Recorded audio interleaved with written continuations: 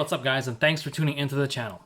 In today's video, we're going to be taking a look at the SH Figuarts Piccolo, the proud Namekian from Dragon Ball Z. But before we get started, if you haven't yet already done so, be sure to subscribe and turn on notifications so you never miss another awesome review.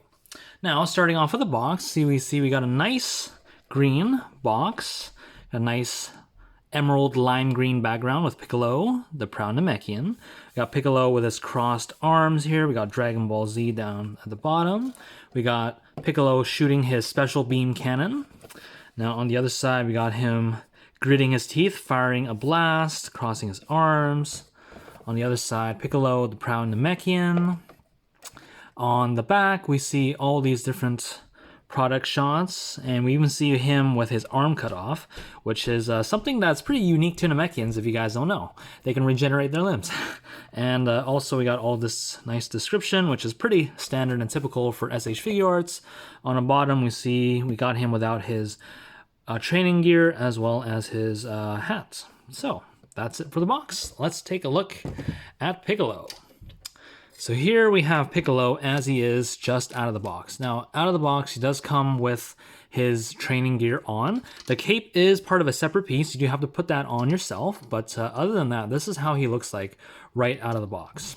And for those that actually don't know, fun fact, the original Piccolo SH Figuarts was the first Dragon Ball SH Figuarts ever to be released. I don't remember the exact date, but I think it was sometime in the early 2010s, if not late 2000s, that they actually started making Figuarts Dragon Ball figures. But it's nice that we finally got an update to that original figure. Of course, the sculpt work is much better looking than it was back in the day. Same with the articulation. So let's take a nice look at him. We got this nice face, pointy ears, stern look, which is pretty typical for Piccolo. We got the hat / turban with the purple paint on top, which is really nice. Got the nice big shoulder pads, which is part of his training gear, which does include the cape. Got him with his crossed arms. Got this nice red and pink highlights on his body. Nice textured green skin. And here we got the nice purple gi with the blue belt and the brown shoes. So not a lot of shading, but there is some shading kind of on this armor piece. It is made of a softer material, so it does look more matte, and I really like that. If you take a look here, it's very, very subtle, but you might be able to pick up just a very, very light shade of blue shading kind of just down here on this cape. So in terms of articulation, head is on a ball joint, and same with the base of the neck. Arms are fixed for now. We'll take a look at them when we actually install his regular arms on. As for the cape, it can flow back this far out. Can go down this far against his body, can kind of rotate side to side. And these pieces on the side here are individually articulated, and they can kind of go up like that, down like that, and in and out. So that's pretty nice. We do have an ab crunch that goes this far forward. It does kind of reveal a little bit of just empty space in the back, which is a little unsightly. I know a lot of people have been complaining about that. And also we can bend back this far, which again, we do get this unsightly gap right at his torso. We have a ball joint at the waist. We have legs that kick forward this far, kick back this far. We can do the splits straight out to the side, actually much better than a lot of the other figures. We also have a thigh rotation here, as well as a knee bend that goes past 90, a ball joint at the ankle, and a pivot at the toe. So pretty standard articulation for SH Figuarts figures.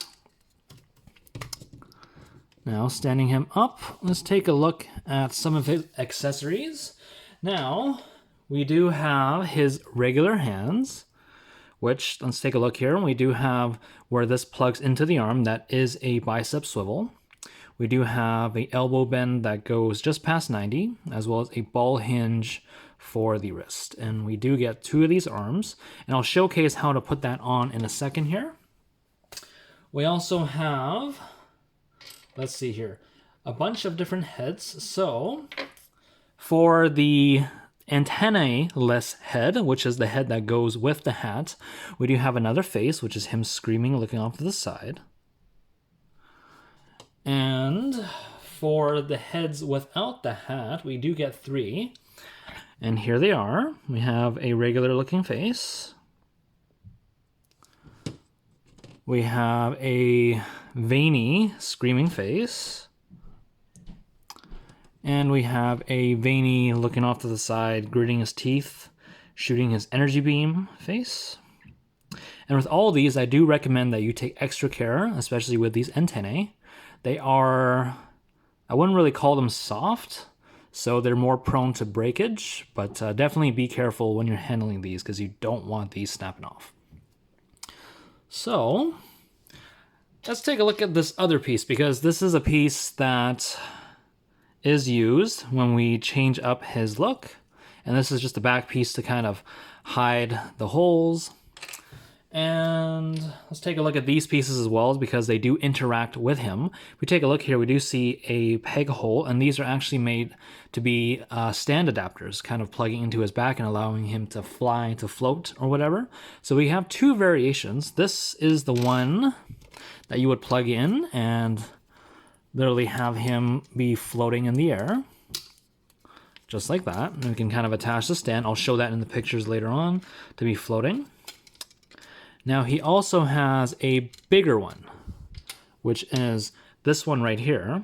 Now it has this extra piece up here. Basically what that does is when you plug it in, it prevents the cape from coming down. And this just allows him to show the floating cape, which is also kind of cool. Now, with that out of the way, let's change up Piccolo so we can see how he looks like without all the armor. So the first thing we're going to do is I like to just pop off this cape piece, which is a separate piece. We're going to put that off to the side. We're next going to pop off the head, which is actually very easily popped off. I'm thinking that they did this in order to minimize damage to the antennae when you're trying to pull off the heads. So I'm going to take this, put that off to the side.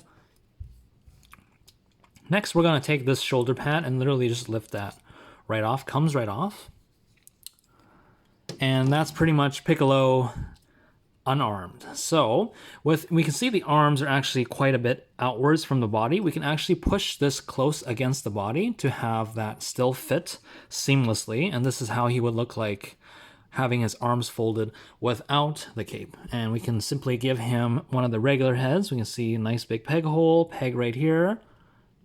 Plop that right on, and we have Piccolo crossing his arms without the cape. And this is pretty much how he would look like without the armor. And to finish it off, we would take this piece, we take these 2 pegs, fit it into these 2 top holes, give that a press, and here we have Piccolo all done without his training armor. And last but not least, we can take off the crossed arms and give him the regular arms. What we're going to do is just wiggle that loose a bit from the body first, just like so. We're going to detach one side at a time, just kind of yank firmly but gently. Just pull that out on one side, and then same on the other side, just like so. This is, we see one solid piece. We're just going to put that off to the side and bring in our arms. This is the left arm. We're just going to peg that in all the way. Make sure that actually pegs in. Can take a little bit of doing. There we go. There's one. And here is the other. Again, plug that in all the way. Always be careful of the antennae. Just like that. And here we have Piccolo with his regular arms.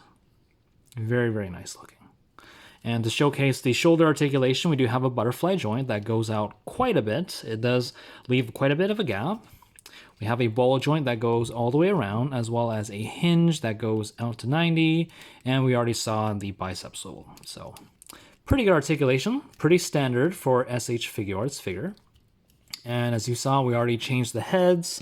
So the only thing left to show here is how to change the hat. Very easy. We're literally just going to pull this right off the top here. It is a little stiff sometimes, but we can do it just like that. pop that right off. And here we see we have the face, and this is the hat, which is a separate piece. And then we take the other face that is hatless, and we see we have this little peg in front, and there's a little notch right there. We're just going to line that up and drop that right down. And here is how you switch the hats for the two heads. Pretty simple.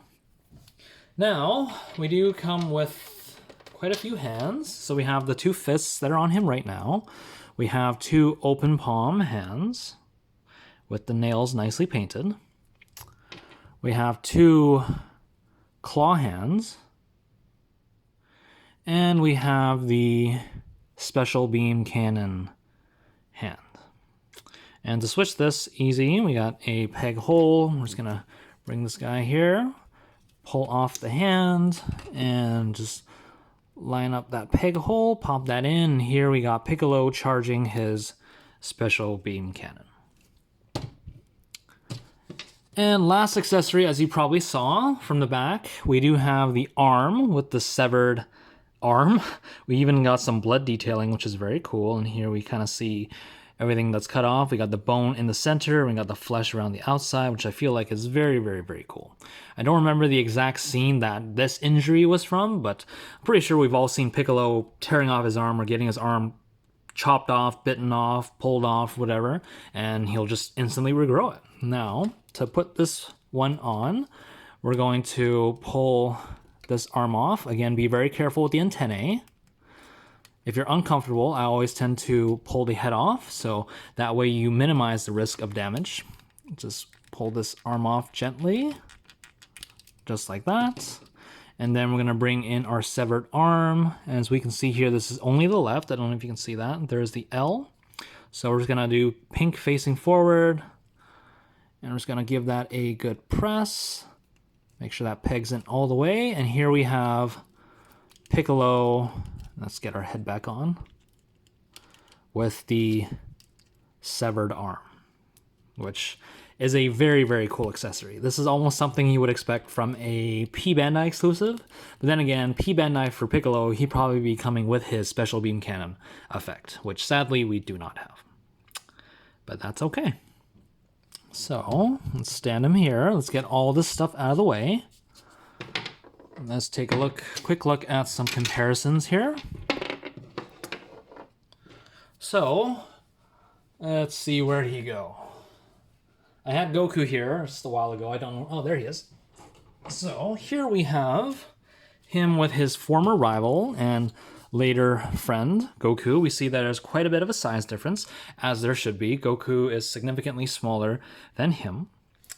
And here we have the other Namekian that's released as of now, and this is King Piccolo from the original Dragon Ball series. And we see this is a massive size difference between these guys. I actually don't know if this is canon. I feel that maybe Piccolo shouldn't be that small, or maybe he's just too big for who he is, but in the original show, he was always depicted as being massive compared to little old Goku, which was just a kid back in the day. But as we can see here, these guys are very similar. They got the similar kind of style, kind of clothing. He is definitely smaller. He doesn't look as sharp, doesn't have as sharp features, and he's not as evil looking. And he's definitely not as bulky looking as this guy either. But it's unmistakable these guys are the exact same figure, which they should be, because he is simply the clone of this guy that he expelled from his body upon death. So, spoilers. So yeah, that's pretty much it for the comparisons. So there you have SH Figuarts Piccolo. This is a very, very nice figure, a very good update to what we got originally.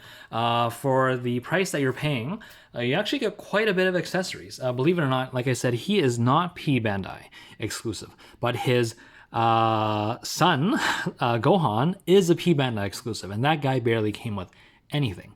And yet that guy is around 2 to 3 times the price of him. I know, it's completely ridiculous. It's P Bandai. I just don't understand why or how these prices are even made or decided, but definitely this guy is way more worth it than Gohan. if you're considering getting one of the two, definitely go for this guy. But regardless, Gohan is still a great figure, but definitely this guy, you're definitely getting what you're paying for. So if you guys enjoyed that video, be sure to let me know by hitting that thumbs up button. And until next time, guys, take care. Bye.